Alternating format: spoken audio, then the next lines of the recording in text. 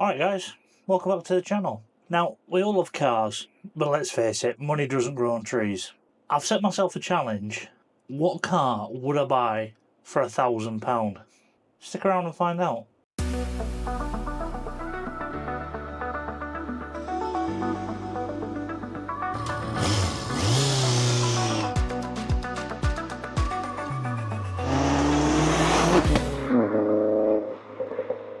Now, before we get into the cars that I've looked at, let's just dig a little deeper into what makes a good car. Well, for a start, it needs to be reliable. You don't want to buy something and then regret it. Another one is the parts need to be readily available. It doesn't want to be something old and Italian, you know, where you're really going to struggle for parts. You look at stuff like Corsas, Astras, you know, all that sort of stuff. The parts are so common that it's not really an issue trying to find them. You also want to be looking through the MOT history. You know, making sure that what you're buying is what you believe you're buying. And finally, it's got to be something that you actually enjoy owning. If you don't enjoy it, what's the point of it? Now, with all those points in mind, what would you be looking at realistically? Well, for £1,000, there's a few cars that come to mind for me. You've got Ford are going to come into the category, maybe not so high on the reliability, but still some decent shouts in there. I would say Saab. There's some great Saabs out there that come up pretty cheap from time to time. Now for me, I'd be looking to try buy something German, something possibly Audi or Volkswagen. At less than £1,000, they're probably going to be a little rough, but let's have a quick look. So straight off the bat, we'll take a look at something like a Mondeo. I think they're a worthy shout. They're a comfortable car, big, family sort of car, and quite common. You know, parts aren't hard to come by, and also with them being so common, the prices generally are pretty cheap. I'd always try spec it up, titanium or titanium X. Wouldn't bother me if it was an estate. I think they'd look pretty good in either. Let's see what we can find. So, here we go. This is the sort of thing I was thinking. 2010 Ford Mondeo, 2-litre diesel, titanium. At that year, it's not going to be mint, is it? But we're talking a car that, you know, you're happy running around in. And for me, I think it fits the bill, really. Yeah, I mean, for me, I think this is a solid shout, really. It's a 2-litre diesel, 140 horsepower. They're pretty tried and tested. I mean, look at how many taxis are running around that were Mondeos. They were racking up moon mileage. Would I recommend one? Yeah. I've driven them. They're nice, smooth, comfortable. Yeah, I'd consider one for myself.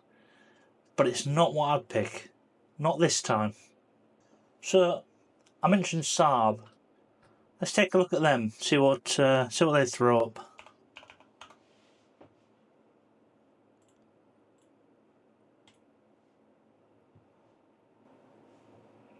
So, found a Saab. A lot of them are convertible. I mean, it's great if you're looking for a convertible. I mean, £840. It's a half decent car, if I'm honest. Done 177,000 miles, but any car that you're paying £1,000 for is going to be high mileage. Especially if you're looking for something that's a bit better than I don't know, Corsa, I suppose. Pretty clean, pretty tidy. Is it something I'd consider? Sure. Yeah, I wouldn't mind a Saab. I wouldn't turn my nose up at one. But it's still not quite what I'm after. Moving up the ladder, in my opinion. Not quite the perfect car for me, but one that I would seriously consider would have to be the Audi A3. Now, I would prefer an A4 or an A6. After owning an A6 myself, I love it. I think it's amazing. It's a hell of a car. But you just can't quite get, or not that I've seen, an A4 or an A6 at less than £1,000. You push up a little bit, you can find them, but the A3 is coming in at under £1,000. They were a bit more common, so the engines were pretty much used across the entire VAG range, so parts for them aren't too expensive. Good performance out of the engines as well, great reliability. My A6 has been absolutely insane. 6 years I've owned it and it's hardly had anything. Yeah, on the reliability front, performance front, all that, it really is. They are great cars, so it's definitely something I'd consider. This one's £995. It's a little battered, but I mean, again, what car's not going to be? I think for £1,000, I think you're rolling in something that's half decent, if I'm honest. I'd definitely consider it. So, here it is. This is my choice of what I would buy for £1,000. It's German, 5 doors, they drive great, pretty good looking as well, I think. Age, mileage is going to be high, it's going to be slightly rough. For the money, I think £1,000 for that is just, I think it's great really. I mean, you could tidy it up, but for £1,000 you're going to run it a year or two and then move on, aren't you? Now, I've spoken about cars that I would own. It's maybe worth mentioning what cars I probably wouldn't own. That's anything French. Now, to be fair, every car, people like different things, don't they? I think some of the French cars do look good. They are cheap. Is it worth it? But what would I steer clear of? Or what would have to be really good for me to consider? Well, I've owned one before, and I can talk from personal experience, but the Citroen DS3, it was a good car. They are fun to drive, and you can pick them up now for less than £1,000, but I'm not quite sure you should. The one we had, I mean, it was pretty high mileage for the year, but I mean, when it got to about 110,000 miles, it felt old. Like the interior was just showing signs of wear, creaking, rattling at 110,000 miles. Let's have a look, see what we can get for £1,000. So here we are here, found one, £930. They're nice looking cars. I don't know, I don't think I could have another. It was just too French, which annoyed the hell out of me. What other cars would I avoid probably? I had a Corsa VXR. Now, I like the Corsa VXR. However, I didn't like the Corsa bit about it. The build quality issues, again, it just wasn't German. But I mean, let's take a look, see what you can find. So here we go.